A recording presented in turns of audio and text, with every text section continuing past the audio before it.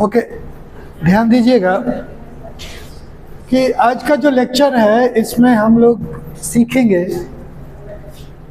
कि बर्न के केसेस में सर्जिकल मैनेजमेंट कैसे कैसे होता है, कहाँ पे क्या डिसीजन लेना होता है। ठीक है, देखिए अगर ये डिसाइड होता है by the team of surgeon कि सर्जरी करना है, तो प्राइमरी इंसिजन अब के केसेस में जिस डेट से बर्न हुआ है उसके 7 दिन के अंदर वो लोग कर देते हैं। ठीक है, उस इंसिजन में जहाँ तक हो सके, क्योंकि उस स्टेज में इशिहार टिश्यू जो है कंप्लीटली डेवलप नहीं होता है, अंडर डेवलपमेंट का प्रोसेस रहता है उसका, तो उसका एज मच एज रिमूवल हो जाता है, क्योंकि एक बार वो बन गया तो सिर्फ और सिर्फ उसका जितने दिन भी और फर्दर रहेगा उसका नेगेटिव कॉन्सिक्वेंस ही है। ठीक है, तो इसका एक फ़ायदा हो जाता है कि बार बार जो है डिब्रीजमेंट, वुंड डिब्रीजमेंट नहीं करना पड़ता और एक ही बार में जो है टिश्यू को निकाल देने पे वो अच्छा हील करता है। अब बार बार जो है फिर 4 दिन बाद प्लान किया, उसके बाद फिर 4 दिन बाद छोटा छोटा सर्जरी प्लान किया, ऐसे में जो है वो जो वुंड हीलिंग का प्रोसेस है वो हॉल्ट हो जाता है, ठीक से हो नहीं पाता है। हाँ, अगर ज़रूरत है, बहुत अर्जेंट है, तब तो करना ही करना है। और ये पेशेंट के लिए सस्ता भी पड़ता है, कॉस्ट इफेक्टिव भी है, वही बताया गया। अब यहाँ से जो मेन इश्यू आता है वो होता है, चूँकि ऊपर का जो बर्न, एक्सटेंसिव जो बर्न एरिया है वो काफ़ी बड़ा है, तो उसको किस चीज़ से ढका जाए, उसको कवर अप किस से किया जाए। तो यहाँ पे स्किन ग्राफ्ट सर्जरी का रोल बहुत इम्पॉर्टेंट हो जाता है।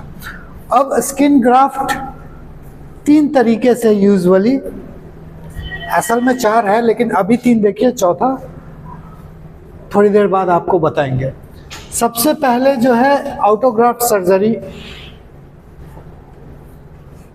है। ऑटोग्राफ्ट सर्जरी तब उस समय किया जाता है जब पेशेंट का इतना sufficient skin, healthy skin available हो कि उसी को कट करके सेम बॉडी में ट्रांसप्लांट किया जाए। तो यहाँ पे डोनर और रेसिपिएंट क्या होता है, एक ही होता है। बात समझे? ठीक है, लेकिन ज़रूरी नहीं है कि ऐसा हमेशा हो, क्योंकि बर्न एरिया बड़ा है, ठीक है, और सफिशिएंट हेल्दी स्किन अवेलेबल नहीं है या नहीं निकाला जा सकता है, ये भी एक बात है। तब एलोग्राफ्ट सर्जरी किया जाता है। एलोग्राफ्ट सर्जरी ऑप्शंस है कि human cadaver of same species, ठीक है, वहाँ से स्किन को ले लिया जाए, वो रखा रहता है स्किन बैंक में, और जितना स्किन ज़रूरत है उतना ले लीजिए और ट्रांसप्लांट कीजिए। लेकिन ये टेम्पररी होता है, ठीक है, क्योंकि किसी और के बॉडी का है तो रिजेक्शन के चांसेस हैं।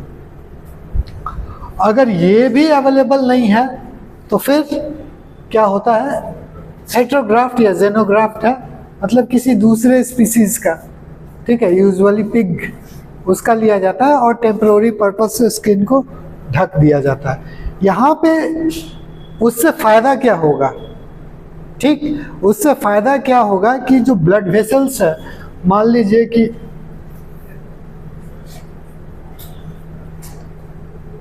ये एक लेयर है, ये दूसरा लेयर है, इसको इससे कवर अप किया गया, तो यहाँ से ब्लड वेसल्स जो है ग्रो करना शुरू करेगा और ऊपर से भी ब्लड वेसल्स डाउनवर्ड ग्रो करना शुरू करेगा और अल्टीमेटली क्या होगा, एनाटोमोस हो जाएगा, जो कि बहुत ज़रूरी है वुंड को कंप्लीटली हील होने के लिए।